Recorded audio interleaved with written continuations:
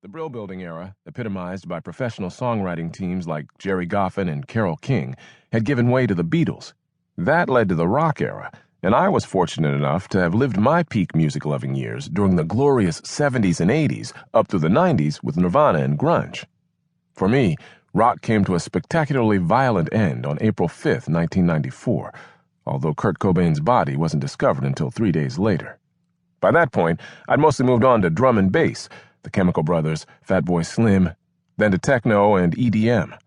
Otherwise, I listened to hip-hop, but only on my headphones. You couldn't spin that stuff around kids, and my wife hated the misogyny. Around the time I stopped listening to rock, I began playing it. I rediscovered my teenage love of the guitar, and when the boy came along, I gave him the gift of rock.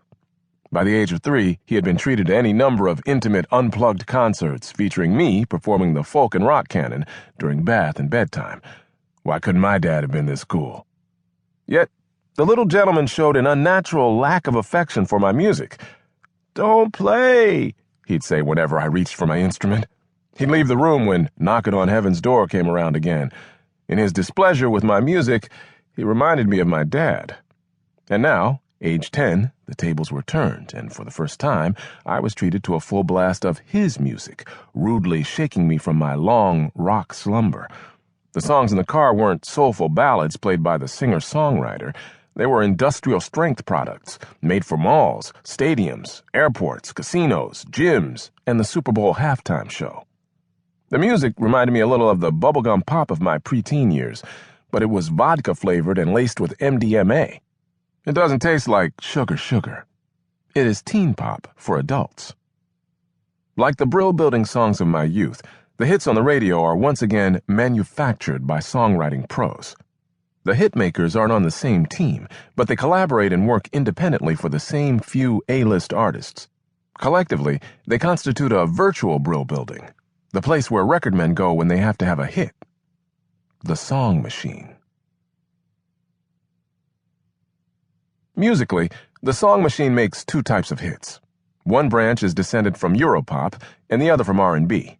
The former has longer, more progressive melodies and a sharper verse-chorus differentiation, and they seem more meticulously crafted.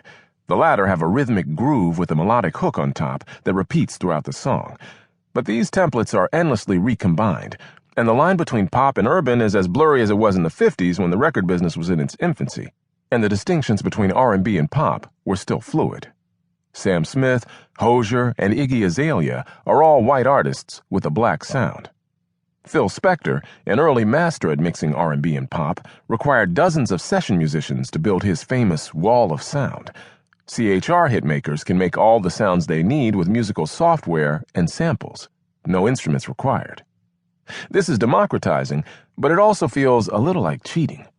By employing technologically advanced equipment and digital compression techniques, these hitmakers create sounds that are more sonically engaging and powerful than even the most skilled instrumentalists can produce.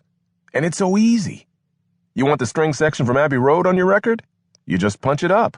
Whole subcultures of musical professionals, engineers, arrangers, session musicians are disappearing, unable to compete with the software that automates their work. Some instrumental sounds are based on samples of actual instruments, but they are no longer recognizable as such.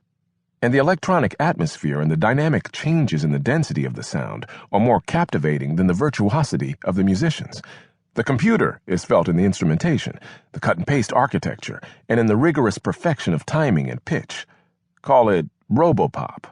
Melodies are fragmentary and appear in strong, short bursts, like espresso shots served throughout the song by a producer barista. Then, slicing through the thunderous algorithms like Tennyson's Eagle, and like a thunderbolt he falls, comes the hook, a short, sung line that grips the rhythm with melodic talons and soars skyward. The songs bristle with hooks, painstakingly crafted to tweak the brain's delight in melody, rhythm, and repetition. The artists occupy a central place in the songs, but more as vocal personalities than singers. The voices belong to real human beings, for the most part, although in some cases the vocals are so decked out in electronic finery that it doesn't matter whether a human or a machine made them. On sheer vocal ability, the new artists fall short of the pop divas of the early 90s. Whitney, Mariah, Celine. And who are these artists?